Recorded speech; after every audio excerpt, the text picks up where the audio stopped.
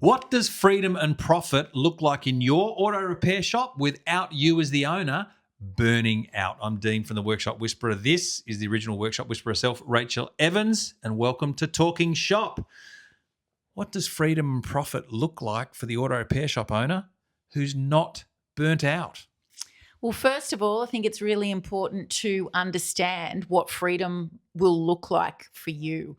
What is it that you're working towards by owning this business, which at present might be consuming all of you, all of your energy, all of your mental space, and all of your time? What is it that you want for you and your family? How do you want to spend your downtime? How much time do you want to spend at work? I think it's really important to understand that, because some of us will actually work quite hard, quite long hours, put in the extra effort for X number of years if we're really clear on why we're doing it. But when you're not clear, you kind of just do the Groundhog Day. do every day, and you don't know how to pull yourself out of it. You don't know how to work less. It becomes a habit. And when it's like that, you can see things start to fall by the wayside. Your business result, number one, the amount of time you are not at work starts to decrease. Tension between you and your partner might start to increase. Less time spent with the kids, more arguments about that. And your hobbies, they just disappear. Maybe alcohol consumption or other vices increase. So get really clear on what it is you want, because then you can actually reverse engineer the result financially to achieve it. That's the beginning of understanding how you can do it without burnout. To move yourself towards a goal is actually the opposite, though, of what's considered normal. Dean, you can speak to how as humans we're often moving away from pain as opposed to moving towards something that's pleasurable. Yeah. A basic human condition is we'll do more to avoid pain than we will to gain pleasure.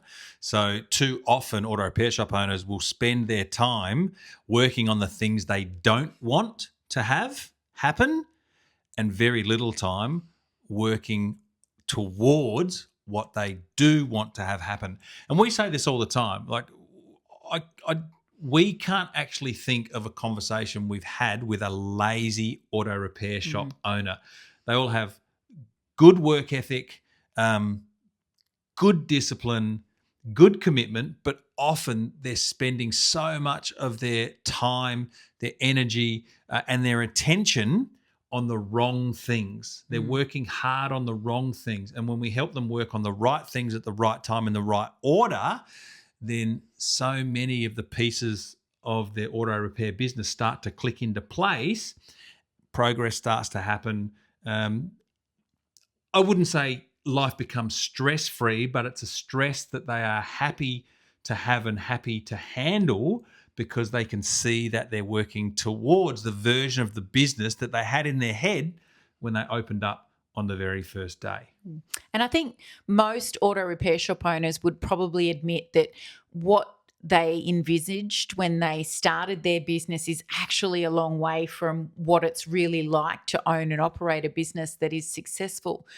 But if you're a few years in, you're beyond the startup years, and you really aren't enjoying the freedoms or the profits that you thought you could be, that's the perfect place to have a look at whether you're just always trying to put out fires and stop bad things from happening, as opposed to thinking about what the really good stuff can be and engineering a plan to reach that stuff.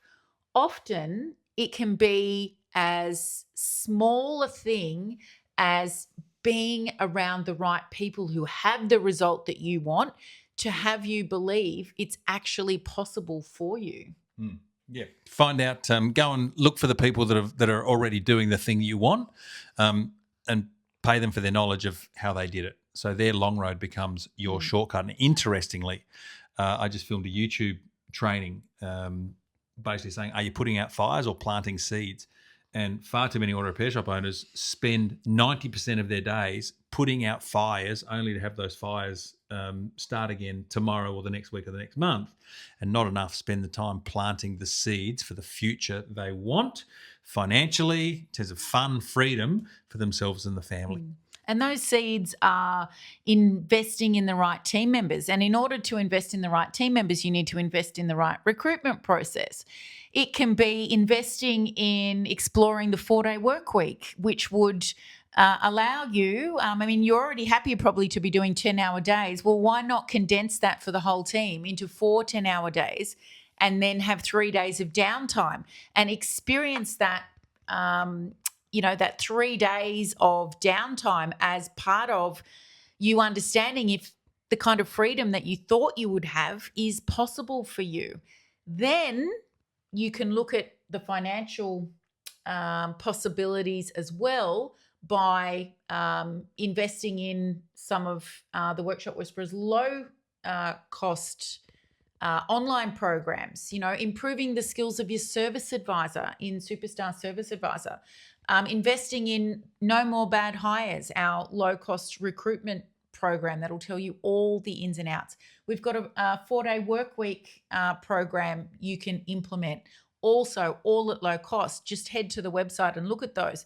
But it's informing yourself and educating yourself on what is possible that is the key to finding freedom when you're an auto repair shop business owner, rather than just being continually focused on all the bad stuff that happens every day. Yeah, it's to stop punishing yourself for the business that you don't want, and actually start working towards the business that you do want. Both require effort, but one gets you going where you want, and the other one just keeps you stuck exactly where you are. That's it.